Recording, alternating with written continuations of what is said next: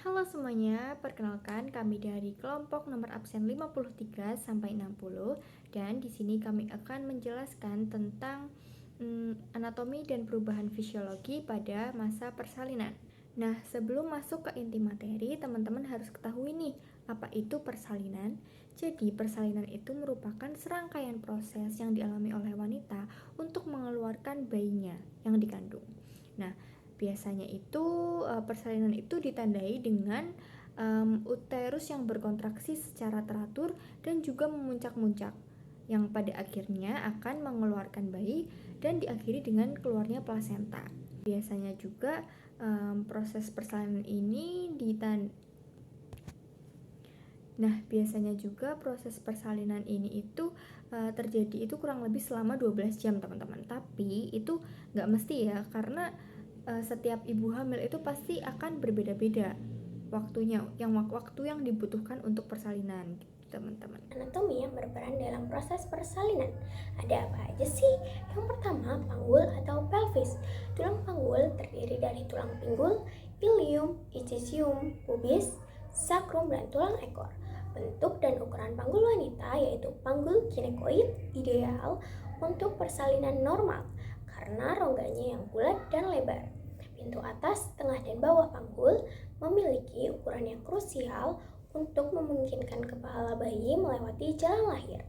Otot-otot panggul seperti levator ani berperan dalam menopang organ panggul dan membantu mendorong bayi keluar melalui kontraksi. Yang kedua yaitu ada vagina.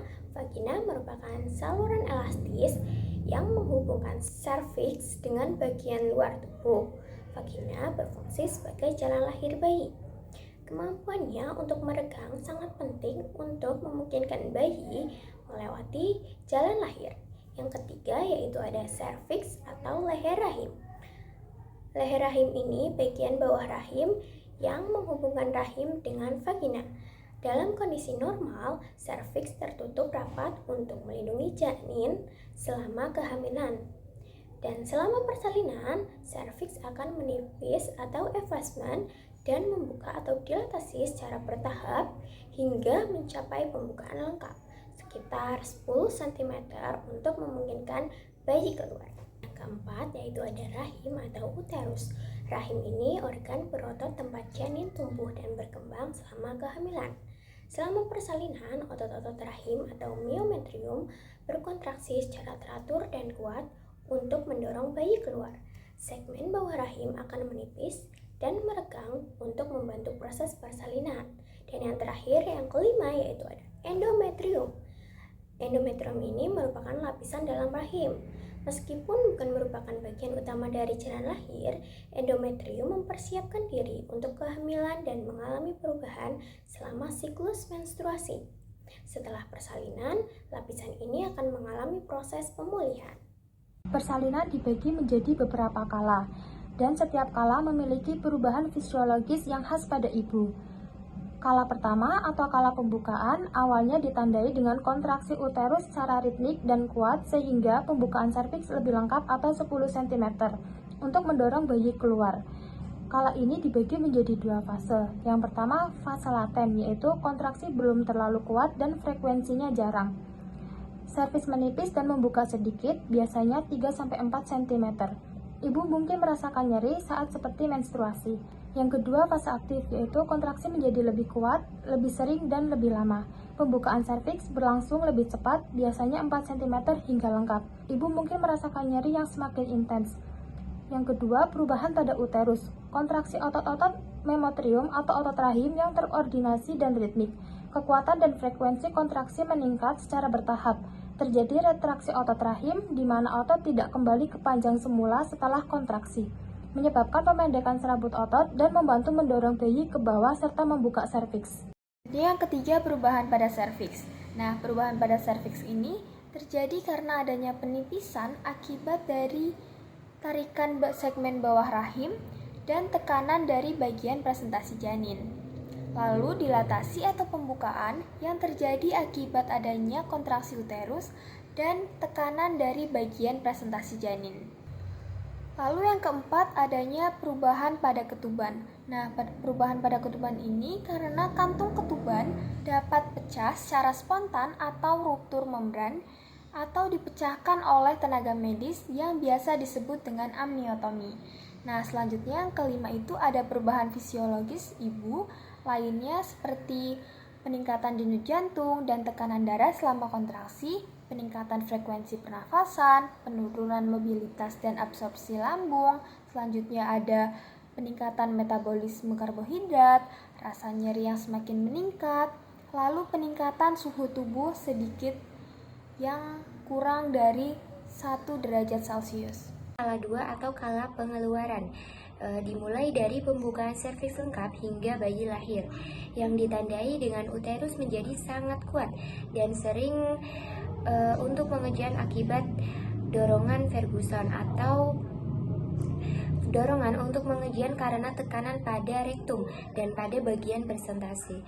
Lalu terjadi juga perubahan pada jalan lahir. Lalu ada peregangan perineum dan vagina akibat turunnya kepala bayi. Ada beberapa perubahan fisiologis yang dialami oleh ibunya. Yang pertama yaitu peningkatan tekanan darah lebih lanjut saat mengejan. Lalu yang kedua yaitu peningkatan denyut nadi. Yang ketiga yaitu kelelahan dan peningkatan upaya fisik. Dan yang keempat yaitu perasaan ingin buang air besar akibat tekanan rektum. Dan yang terakhir yaitu nyeri yang sangat hebat. Kala 3 atau kala uri dimulai setelah bayi lahir hingga plasenta dan selaput ketuban lahir lengkap. Perubahan pada uterus berkontraksi kembali setelah bayi lahir untuk melepaskan plasenta dari dindingnya. Pelepasan plasenta terlepas akibat kontraksi uterus dan penurunan ukuran rongga rahim. Pengeluaran plasenta dan selaput ketuban didorong keluar melalui vagina. Perubahan fisiologis ibu meliputi kontraksi uterus yang lebih ringan, penurunan nyeri yang signifikan, gemetar atau menggigil sering terjadi, dan yang terakhir ada perasaan lega dan lelah. Kala 4 yaitu masa pemulihan awal. Yang pertama dimulai setelah plasenta lahir hingga 1-2 jam postpartum. Nah, perubahan pada uterusnya yaitu uterus terus berkontraksi dan bereaktasi untuk menghentikan pendarahan dari bekas implantasi plasenta atau yang disebut involusi uterus. Lalu perubahan fisiologisnya yaitu pada ibu yaitu yang pertama penurunan bertahap denyut, jantung dan tekanan darah kembali ke kondisi sebelum persalinan. Yang kedua pemantauan pendarahan per vaginam atau yang disebut losea. Lalu yang ketiga pemantauan tanda-tanda vital dan kondisi umum ibu. Lalu yang keempat yaitu mulai proses adaptasi fisiologis pasca persalinan. Faktor-faktor yang mempengaruhi persalinan. Yang pertama ada power atau kekuatan, yaitu kontraksi uterus dan tenaga pengerjaan ibu.